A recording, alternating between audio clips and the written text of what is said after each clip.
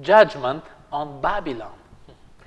It has been a long journey through the book of Revelation, and I feel kind of tired by all these imageries and beasts, but it has to develop and it approaches the end.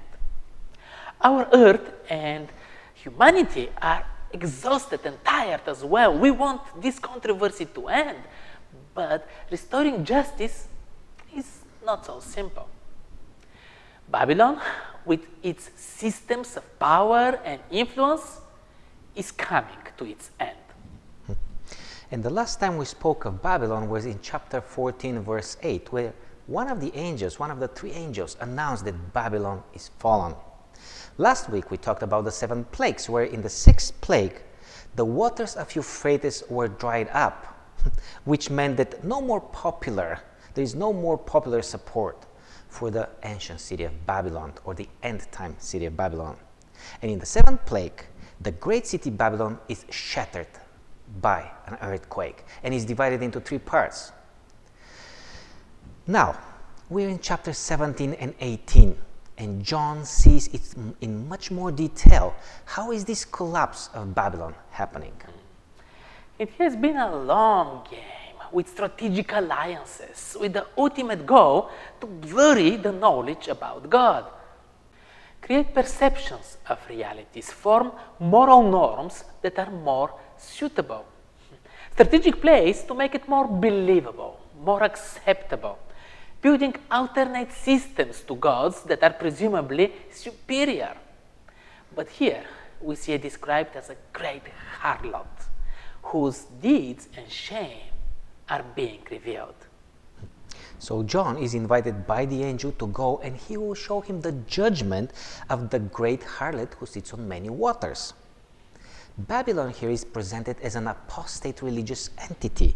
Its power is in the kings and in the inhabitants of this earth, which simply means that the governing political powers of the day are engaged in adulterous relationship with her, and the masses are intoxicated by its deceptive teachings and practices. So from here on in the book of Revelation, Babylon is the prostitute, the mother of harlots. Her game is in the open. So we have a prostitute, an apostate church, in relationship with kings, political powers, intoxicating the masses, manipulating them, making them believe that they are getting protection and care. John was carried away in the spirit, and he saw a woman sitting on a scarlet beast. Okay, the harlot was an apostate religious entity, where here the beast symbolizes the political or secular power.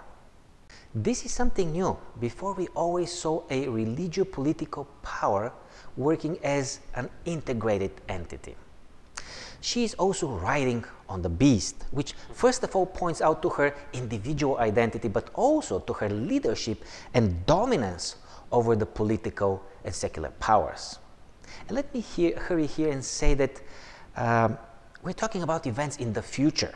So understanding symbols and characters from now on, it will be a challenge.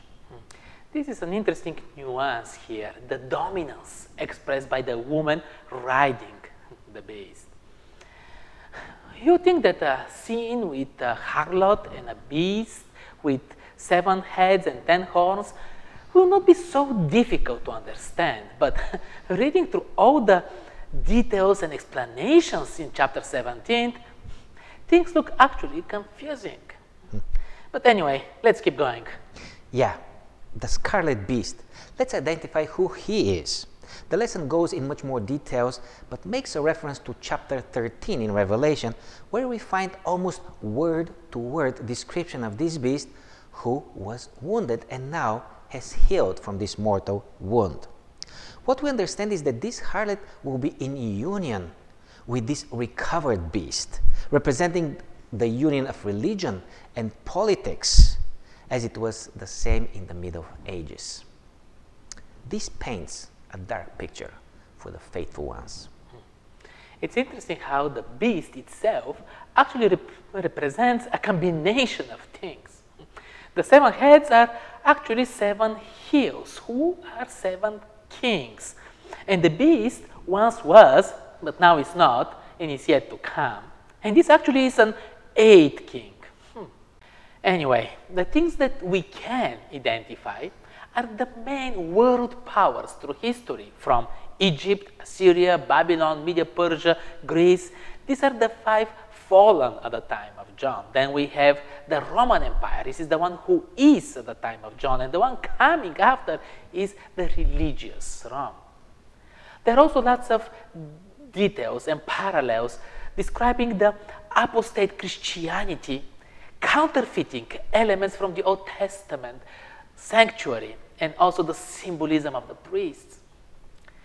It's all about shifting the focus away of our only way, life and truth, which is Jesus, and replacing it with human fabrications. The beast had 7 heads and 10 horns. And yes, they are empires and kingdoms. Yes, the 10 horns are kings. But regardless of who they are, because as I said, we're talking about future happenings here, regardless of who the 10 horns are, they render their allegiance to the beast. Also, they will make a war with the Lamb, and the Lamb will overcome them. It's not a physical, but a spiritual battle.